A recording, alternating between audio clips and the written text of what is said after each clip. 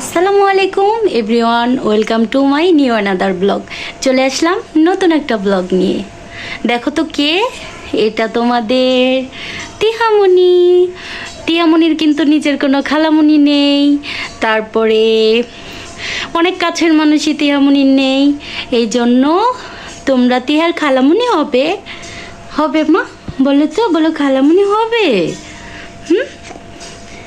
বলো আম্মু, আমাকে বলো খালামুনিরা তোমরা আমার আন্টি হবে। বলো বলো বলো, হাসে। তো সবার দিন কেমন যাচ্ছে?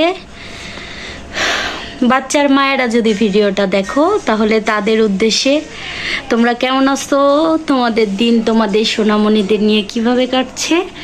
যারা একা একা বাচ্চা মানুষ করো তাদের কি অবস্থা? আমার অবস্থা একদম কাহিল।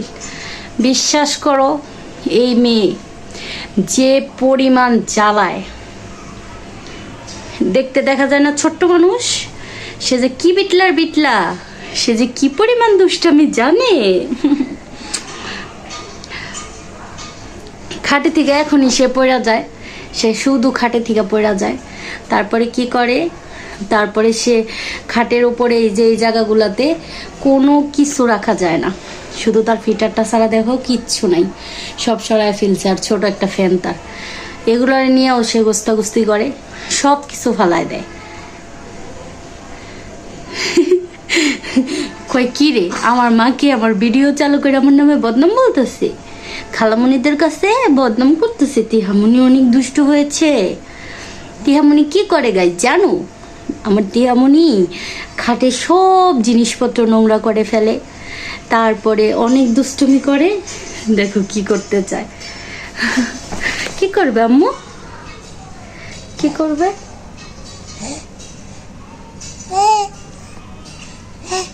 হ্যাঁ হ্যাঁ, সে অনেক বেশি দুষ্টামি করতে চায়, আর হচ্ছে অনেক বেশি দুষ্ট। আর কয়দিন ধরে তো গাইস প্রচুর বৃষ্টি, তো বৃষ্টিতে বাচ্চার মারা আপুরা তোমরা কেমন আছো, তোমাদের কি অবস্থা? আমার তো ঘরের ভিতরে ধরো কাঁথা টাথা দিয়া পুরা ঘর ভর্তি, এইভাবে ঘুরায় দেখাই, পুরা ঘর ভরা কাঁথা, তোমার শুকানোর কোনো ব্যবস্থা নাই। তারপরে তো এই মেয়ে নিয়ে তো কাজ করা প্রচুর কষ্ট হয়ে গেছে। সে একটা সেকেন্ডে এক জায়গা থেকে আরেক জায়গায় চলে যায়, আর ঠাস ঠাস করে পড়ে যাইতে নাই, ঠাস ঠাস করে পড়ে যেতে নাই।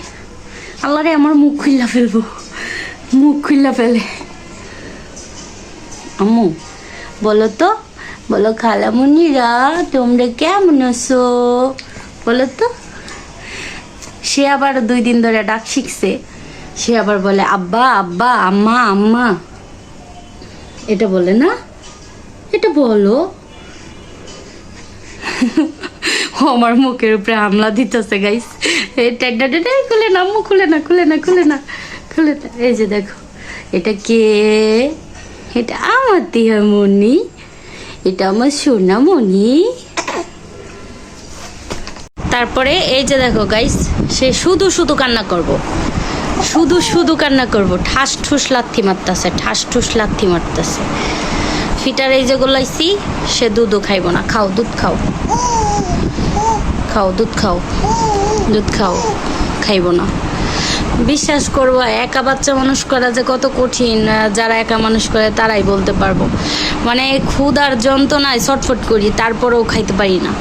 এই যখন ক্ষুধা লাগে তখন খাইতে পারি না। ওয়াশরুমে যামু এইটুক সময়েও ঠিক মতো যাইতে পারি না, এত কান্না কান্না শুরু করে দেয়।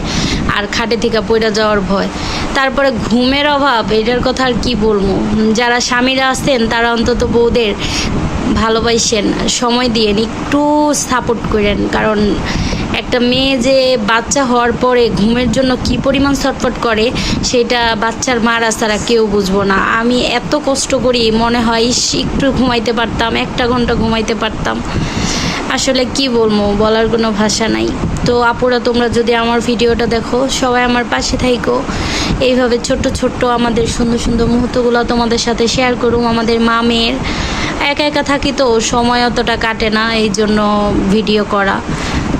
উচ্ছৃঙ্খল কোনো ভিডিও করব না যেটাতে এই সমাজ নষ্ট হয়, যেমন ফেসবুকে ঢুকতেই পারি না এমন এমন ভিডিও বানায়, এগুলা দেখতেও চাই না। মানুষের সাথে মিশি না বদনামের জন্য, আর মনে করো ফেসবুকে ঢুকলে তো এগুলাই শুধু দেখি। এই যে দেখো আমার রুমের অবস্থা, কাঁথা আর কাঁথা, এই হচ্ছে অবস্থা। এই যে এই জায়গায় জামাগুলো রাখছি ঝুড়িতে, এটা এইখানে রাখা যায় না, ও মনে করো সব কিছু ফালায় দেয়, সব কিছু ফালায় দিয়ে এরপরে দুষ্টামি শুরু করে সে। আম্মু বসো তো, খালামণি আমাদের দেখাও তো, বসতে পারো, বসো। গাইস এই যে টিয়ামণি একটু একটু বসা শিখছে, বেশিক্ষণ থাকতে পারে না, এই কেসে পইরা। গাইস দেখো কারেন্ট চলে গেছে, আমার মেয়ের চোখ দেখো কি বড় বড় করছে। আম্মু শক্ত হয়ে রয়েছে, ভয় পায়, হয় প্রচুর ভীতু। ওর বাবা একটা হাতচু দিলেও করে কান্না করে দেয়। আম্মু কি করো? এটা আমার টিহু, এটা আমার টিহু, আমার টিহা পাখি কই? এটা মামনি। আর এই বৃষ্টির মধ্যে যে পরিমাণ কারেন্ট যাইতেছে, কারেন্ট তো থাকেই না, কি অবস্থা। আল্লাহ হাফিজ দিয়ে দাও, বলে আল্লাহ হাফিজ খালামুনিরা, সবাই ভালো থাকবে।